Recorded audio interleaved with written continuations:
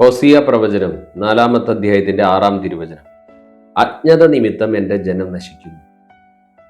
ഇവിടെ അജ്ഞത എന്നതുകൊണ്ട് ഉദ്ദേശിക്കുന്നത് ലോകത്തിൻ്റെതായിട്ടുള്ള അറിവില്ലായ്മയല്ല, പിന്നെയോ ദൈവിക സത്യങ്ങളെക്കുറിച്ചുള്ള അറിവില്ലായ്മ.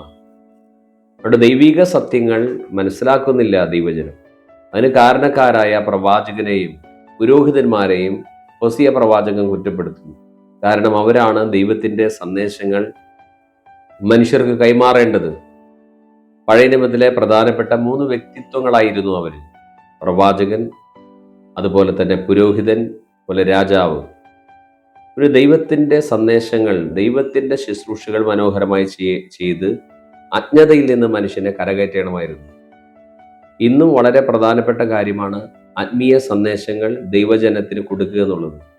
വിശ്വാസികളെ പ്രബുദ്ധരാക്കി മാറ്റുക, സുവിശേഷ സത്യങ്ങൾ മനസ്സിലാക്കി കൊടുക്കുക, വളർന്നു വരുന്ന കുട്ടികളെ, യുവതി യുവാക്കളെ ദൈവവചനം ശരിയായി പഠിപ്പിക്കുക. ഇത്തരത്തിലാണെങ്കിൽ സഭയിൽ ആത്മീയ വളർച്ചയുണ്ടാകും. കെട്ടിടങ്ങളുടെ വളർച്ചയോ ഉയർച്ചയോ അല്ല ആത്മീയത വിശ്വാസികളിലെ ഓരോരുത്തരെയും വ്യക്തിപരമായി വചനത്തിൽ വേരുറപ്പിച്ച് വളർത്തുക എന്നുള്ളതാണ്.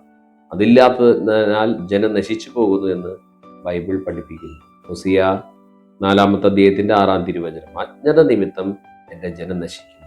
അതുകൊണ്ടാണ് നമ്മുടെ കർത്താവ് അപ്പോസ്തലന്മാരെ തിരഞ്ഞെടുത്ത് അപ്പോസ്തലന്മാരെ പഠിപ്പിച്ച് അവരുടെ സുവിശേഷ സന്ദേശം ലോകം മുഴുവൻ നൽകാൻ തീരുമാനിച്ചത്.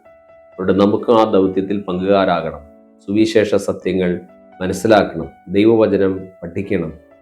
കൊരിന്ത്യ ലേഖനത്തിൽ അപ്പോസ്തലനായ പൗലോസ് പറയുന്നു, പക്വമതികളോട് ഞങ്ങൾ ദൈവിക ജ്ഞാനം പ്രസംഗിക്കുന്നു. ദൈവിക ജ്ഞാനത്തിൽ ആഴപ്പെടണം.